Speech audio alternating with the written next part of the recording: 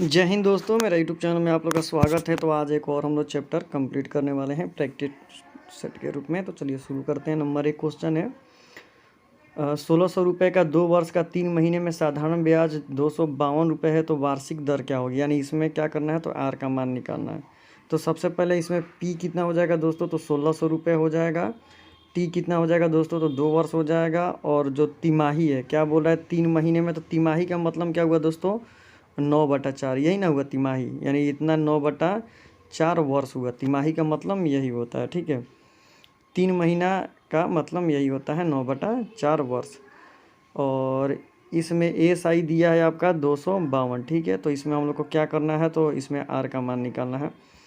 तो आर का मान क्या हो जाएगा दोस्तों, तो एस आई गुणे 100 और पी गुणे टी। तो एस आई का मान कितना दिया है 252, और यहाँ पर हो गया 100 बटा में 4 गुणा में 4 कर देते हैं। और ये आपका हो गया 1600 और गुणा में 9 कर देंगे, आज भी 9/4 आया है। अब इसको कलाट देंगे तो दोस्तों 7% हमारा आंसर आ जाएगा। Number C is the right answer. Number 2, उस कोण की माप क्या होगी जो अपने संपूरक कोण का 5 गुना है। तो मान लिया कि कोण x है, प्रश्नानुसार बोल रहा है कि उस कोण की मान क्या होगी जो अपने संपूरक कोण का 5 गुना है। तो संपूरक कोण को क्या करते हैं, 180 में से घटा देते हैं। तो x बराबर कितना हो जाएगा, 5 गुणे, यानी आपका हो जाएगा ये 5 में इससे गुणा करेंगे तो ये आपका हो जाएगा 900 डिग्री, और माइनस आपका हो जाएगा 5x। तो इधर आएगा तो ये माइनस में है, तो इधर आएगा तो प्लस में हो जाएगा 6x, और उधर बचेगा 900, ठीक है। अब 6x में 9 से कटा देंगे तो हमारा 150 हो जाएगा। तो राइट आंसर हो जाएगा number C is the right answer. Number 3, इनमें से किसमें कण एक दूसरे को समद्विभाजित नहीं करते हैं। तो समलंब चतुर्भुज। समलंब चतुर्भुज में जो समलंब चतुर्भुज होता है वो समद्विभाजित नहीं करते हैं। नंबर 4, ताजे फल में 62% पानी होता है और मावा में 24% पानी होता है। 100 किलोग्राम ताजे फल में से मावा कितना मात्रा प्राप्त की जा सकती है। ये तो कॉम्प्लिकेटेड क्वेश्चन पूछा है, ठीक है। तो चलो हम मान लेते हैं 38 कैसे हम मान लेते हैं, क्योंकि 76 है तो 76 में से 76 यहाँ पर 76 हो जाएगा, और 76 फिर y किलोग्राम 62 हो जाएगा। तो कहने का मतलब है 100 किलोग्राम में से 38 किलोग्राम हो जाएगा। तो हाँ 38, ठीक है। तो 38 हो जाएगा, और बट्टा में हो जाएगा 100, और गुणे में हो जाएगा 100, और 36, और गुणे में हो जाएगा 100, और गुणे y, और इसी को हल कर देंगे तो हमारा राइट आंसर आ जाएगा 50। नंबर 5, 3√4, 4√6, 6 करनी घट 15, 12 15 घट में कौन सबसे बड़ी संख्या कौन सी है। तो इनमें सबसे बड़ी संख्या क्या हो जाएगा दोस्तों, तो मे भी नंबर ए हो जाएगा। 2 पाइप ए और बी किसी टैंक को क्रमशः 24 घंटे और 30 घंटे में भरते हैं। यदि दोनों पाइपों को एक साथ खोल दिया जाए तो खाली टैंक को कितने समय में वो भर देंगे। तो दोनों को क्या करना है दोस्तों, सबसे पहले इसको दोनों को क्या कर देना है, तो जोड़ देना है। तो 1/24 और प्लस 1/30, ये दोनों को जोड़ देंगे दोस्तों। तो दोनों को जोड़ेंगे तो 3/40 आ जाएगा। अब ये 40 और बटा में इसका 3 कर देंगे, और इसको तोड़ देंगे तो तोड़ेंगे तो हमारा क्या आ जाएगा, 13 पूर्णा के 1/3, यानी 13 घंटा 20 minute is the right answer. यदि थीटा एक न्यून कोण है, tan square theta plus 1/tan square theta बराबर 2 है, तो इसमें थीटा का मान कितना होगा। तो ये नॉर्मली आपने अगर 10 क्लास में पढ़ा होगा तो आराम से बना सकते हो। मान लो यहाँ पर कि tan स्क्वायर थीटा बराबर x मान लेते हो, ठीक है। अब हम लोग क्या करते हैं, फॉर्मूला लगा लेते हैं। 1 + 1/x बराबर क्या दिया है, तो 2 दिया है। अगर tan थीटा बराबर x मान लेते हैं तो x + 1/x बराबर 2 हो जाएगा। अब इसका तिरछा तिरछी इसका लघुत्तम निकाल देंगे, तिरछा तिरछी गुणा कर देंगे तो क्या आ जाएगा, तो x² - 2x और +1। अब ये किसका फॉर्मूला हो जाता है दोस्तों, तो a - b का होल स्क्वायर बराबर 1। तो इसमें x बराबर क्या हो जाएगा, +-1, यानी कहने का मतलब है कि थीटा का मान 45 डिग्री हो जाएगा। राइट आंसर हम लोग का यही हो जाएगा 45 डिग्री। वैसा भी दिखाई दे रहा है 45 और 45 एक एक मिलकर 2 हो जाएगा। यदि 56 प्रति किलोग्राम चावल 22 प्रति ग्राम चावल के साथ किस अनुपात में मिलाया जाए कि मिश्रण का क्रय मूल्य इतना हो जाए। ये कितनी दफ़ा मैंने समझाया आपका, 67 यहाँ पर रखते हैं, और 56 यहाँ पर रखते हैं, और 82 यहाँ पर रखते हैं, और इसको किस अनुपात में मिलाए कि हो जाएगा। तो इसका मौसक आराम से इसको क्या करते हैं, तो घटा देते हैं। इसको इसमें से घटा देंगे, इसको इसमें से घटा देंगे, तो घटा देंगे इसको इधर से घटा के लिखेंगे तो घटाएंगे तो 82 में से 67 जाएगा तो 15 हो जाएगा। और इसको इसमें से घटा के लिखेंगे तो कितना हो जाएगा, 67 में से 56 चला जाएगा तो 11 हो जाएगा, यानी 15:11 हो जाएगा। Right answer number B. इतना प्लस इतना को सरल करो, ये तो नॉर्मल सवाल है, इसमें को हम लोग को क्या करना है, दोनों को जोड़ देना है, गुणा कर देना है, और गुणा करने के बाद ये हमारा राइट आंसर हो जाएगा। चावल की कीमत 20% बढ़ जाने पर एक परिवार को कितनी कटौती करनी पड़ेगी कि परिवार का खर्च वही रहे। तो 20% बढ़ जाता है, तो जब भी अगर बढ़ जाता है तो पहले 20 था, अब कितना हो गया 120, और गुणे कर देते हैं 100, तो यही परिवार का खर्चा हो जाएगा। अब इसी को हम लोग क्या कर देंगे, तो हल कर देंगे तो 50 और बटा में आ जाएगा 3% इज़ द राइट आंसर।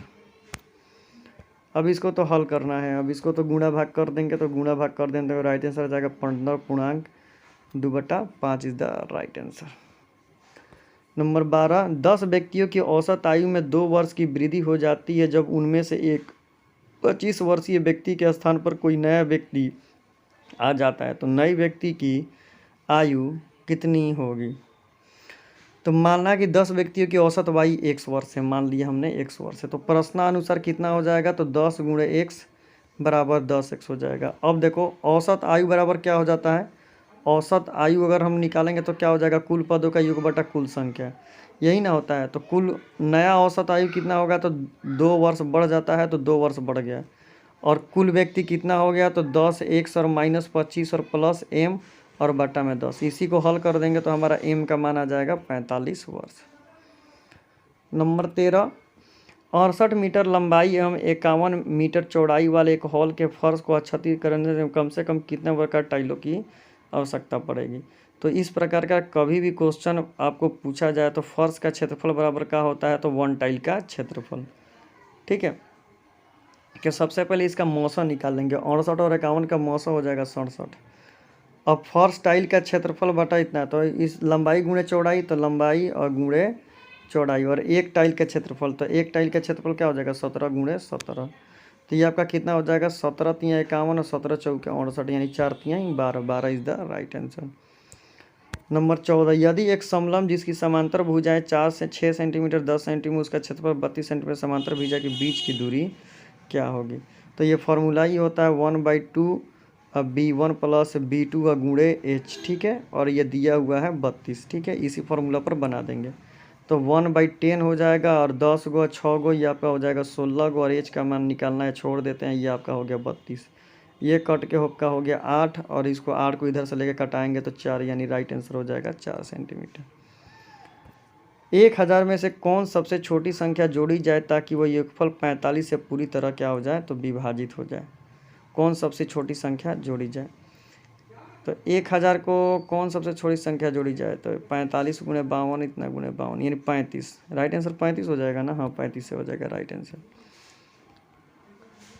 16, किसी कमीज की लागत 20% की छूट देने के बाद 64 आती है तो उसकी मूल्य लागत कितनी है। 64 20% छूट देना है, तो 20% छूट दे देंगे तो 80% बचा में हो गया 100 × x। ठीक है, अब इसी को हल कर देंगे तो x का मान आ जाएगा दोस्तों 80, राइट आंसर हो जाएगा दोस्तों हम लोग का 80। किधर है 80। राम, रहीम और रॉबर्ट ने क्रमशः 30,000, 50,000, 40,000 का निवेश करके एक समझदारी कारोबार आरंभ किया। यदि उन्होंने 18,504 का वार्षिक लाभ है तो रहीम का हिस्सा कितना होगा। तो सबसे पहले इसका अनुपात निकाल देंगे, तो इसका अनुपात हो जाएगा 3:5:4। ठीक है, तो ये सब को जोड़ देंगे तो हो जाएगा 12। तो रहमान का वार्षिक अनुपात निकालना है, तो रहमान 5 और टोटल 12 और गुणे 18,504, यही ना हुआ। इसको कटा देंगे तो कटाने के बाद कितना आ जाएगा दोस्तों, तो 7710, यानी number 20 the right answer. x³ + y³ 72 xy इतना, तो x - y, ये तो नॉर्मल सवाल है, इसको हम उतना देने की ज़रूरत नहीं है, आराम से आप इसको हल करोगे तो इसका राइट आंसर आ जाएगा। ठीक है, इसका राइट आंसर आ जाएगा नंबर बी 2। ये तो पैराग्राफ वाला है, आप देखिए। भोजन पर भारत का खर्चा पाकिस्तान के खर्चा का कितना गुना है। भोजन पर पाकिस्तान 2 गुना है, नंबर 2 गुना ऐसे ही दिखाई दे रहा है। ठीक है, अब आ जाते हैं सामान्य अध्ययन पर। एक पुष्प के स्त्रीकेसर के भाग को क्या कहते हैं? तो क्या कहते हैं दोस्तों? तो वर्तिका कहते हैं। नंबर 22, मानव शरीर का सबसे बड़ा अंग कौन सा है? ठीक है, तो नंबर सी हो गया त्वचा। अब आ जाते हैं दोस्तों नंबर 23 पर। जब कोई उपग्रह किसी ग्रह के चारों ओर वृत्तीय पथ पर गति करता है तो उसे क्या कहते हैं? तो उस ग्रह का कक्षीय वेग गुरुत्वीय त्वरण पर निर्भर करता है। नंबर 23। नंबर 24, कृष्ण क्षेत्र या ब्लैक होल अंतरिक्ष में एक ऐसा पिंड है जो किसी विकिरण को अपने में से निकालने नहीं देता है। इसका कारण क्या है? इसका कारण बताना है कि आखिर इसका कारण क्या है। तो नंबर 24 का राइट आंसर हो जाएगा दोस्तों नंबर सी, अति उच्च घनत्व। नंबर 25, घर्षण बल है। घर्षण बल कौन सा है? स्वतः समायोजित घर्षण बल है। नंबर 26, चालक तार का प्रतिरोध निर्भर करता है। चालक प्रतिरोध किस पर निर्भर करता है? उपयुक्त सभी पर निर्भर करता है।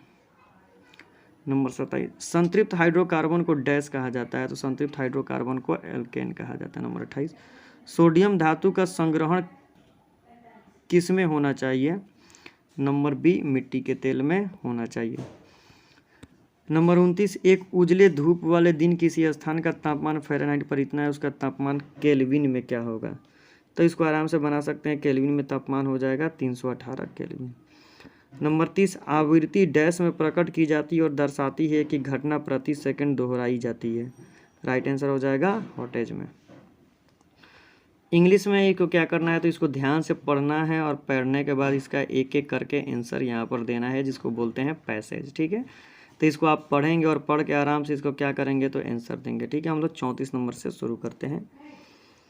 ही was advise to abstain dash all alcohol drink. ठीक है, तो इसमें क्या बनाएगा दोस्तों? तो number D, from. Number 35, are not this slums a discuss dash the civics authorisation. तो इसमें हो जाएगा दोस्तों 2। नंबर 36 में ईरर बताना है कि इनमें से कौन सा ईरर है।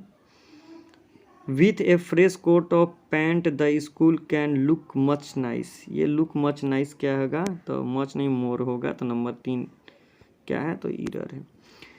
इनडायरेक्ट स्पीच से यानी एक्टिव वॉइस से पैसिव वॉइस में बताना है। It is time to ring the bell. It is time to ring the bell. तो नंबर ए हो जाएगा, it is time for the bell to be rung. अब आ जाते हैं दोस्तों नंबर 38 पर। पंचुएशन मार्क्स चुनना है। In the function start at the 10 o'clock। तो इसमें पंचुएशन मार्क्स कौन सा आएगा दोस्तों? तो मे बी इसमें लग रहा है पंचुएशन मार्क नंबर 2 आएगा, B. The function started at 10 o'clock। They had bought a new TV. They had bought a new TV. 39 का हो जाएगा दोस्तों number B, they had bought a new TV. यहाँ पर फुल स्टॉप 2 जगह पर रहता है। Number 40, choose the item phrases. Kick about. Number C हो जाएगा डिस्कस। पिक्ट, एंटोनिम बताना है। ठीक है, राइट आंसर हो जाएगा दोस्तों इसका number C, dull. Kindle, kindle यही ना है, तो राइट आंसर हो जाएगा नंबर ई, इंस्टिग्यूस। Choose the adjective from in alternative. They are proud to be Indian. 43 का हो जाएगा इंडियन। इसमें क्या है? अल्टरनेटिव जो है एग्जेक्टिव इंडियन है। 44, choose the most suitable preposition from the giving alternative. The parent must to be inform dash any discipline conduct by their the award. 44 का राइट आंसर हो जाएगा number D, in case. Number 45, choose the correct pronoun from the dash option giving. I dash so the number. तो 45 का right answer हो जाएगा दोस्तों number A, myself. Reasoning पर आ जाते हैं। दिए गए विकल्पों में से शब्द चुनिए जो दूसरे से मेल खाते हैं। जीवन का मृत्यु, तो आरंभ का क्या होगा दोस्तों? तो अंत होगा। नंबर 4, निम्नलिखित शब्दों को शब्दकोश के अनुसार समझाइए कि शब्दकोश के अनुसार कौन सा पहले आएगा। ठीक है, तो 47 का हम लोग सजाएंगे। तो 47 का सजाने के बाद हम लोग का राइट आंसर आ जाएगा दोस्तों नंबर बी, यानी पहले 5 आएगा, उसके बाद 1 आएगा, उसके बाद 3 आएगा, उसके बाद 2 आएगा, लास्ट में 4 आएगा। तो number B is the right. अब देखिए 48 में क्या किया है? गुणा किया है। देखिए पहले क्या किया है? तो 2 से गुणा किया, उसके बाद 5 से गुणा किया है, फिर 2 से गुणा किया है, फिर 5 से गुणा किया है। तो इसी तरह क्या करेंगे दोस्तों, 15 दूना 30, यानी राइट आंसर हो जाएगा दोस्तों नंबर ए। अब देखिए ये नॉर्मल तरीका है, 4 5 6, 4 3 6, तो 7 4 8, यानी 7 4 8 number A is the right answer. इसमें तो सेलोजियम आप आराम से अगर रीजनिंग का क्लास किए होंगे तो समझ जाएंगे, और पासा भी तो आपको आराम से समझ ही में आ जाएगा, पासा का सवाल। अब इसमें बताना है चिन्हित इनमें से कौन सी आकृतिक, इनमें से उत्तर आकृति को चिन्हिए जो प्रश्न आकृति को क्या करती है, तो भरती है। ठीक है, तो इसमें कौन सा हो जाएगा, 52 का में भी हो सकता है B is the right answer. गुणा भाग है तो इसमें यही हो जाएगा। प्लस इसको तो ट्रायंगल में 1 2 3, यानी इसके आयत ही कर रहा है। ठीक है, तो राइट आंसर हो जाएगा दोस्तों नंबर सी। ये तो आप लोगों ने पढ़ा होगा तो आप लोगों को समझ में आएगा, राइट आंसर हो जाएगा दोस्तों नंबर सी। घंटी वाला सवाल मैंने आपको कितनी दफ़ा समझा दिया है, ठीक है, बहुत दफ़ा आपको घंटी वाला सवाल समझा दिया है, तो अब घंटी वाला सवाल देख लेंगे। रीजनिंग पर आ जाते हैं। स्वर्ण बेलगोलम का संबंध किससे है, तो राइट आंसर हो जाएगा दोस्तों 56 का राइट आंसर हो जाएगा नंबर बी, जैन धर्म से। प्रोटीन की खोज किसने की थी, तो 57 का हो जाएगा बी, रदरफोर्ड ने की थी। 58 स्वतंत्र भारत का प्रथम रेल मंत्री कौन थे दोस्तों, तो जॉन मथाइया। 59 भारत की सबसे लंबी तट रेखा वाला राज्य कौन सा है दोस्तों, तो गुजरात है। नंबर 60 वर्तमान में राष्ट्रीय मानव अधिकार आयोग के अध्यक्ष कौन है, तो नंबर बी, A.K. मिश्रा है। तो दोस्तों आई थिंक मैंने कंप्लीट करा दिया। वीडियो अच्छा लगे तो लाइक करें। तो thank you so much for watching this video.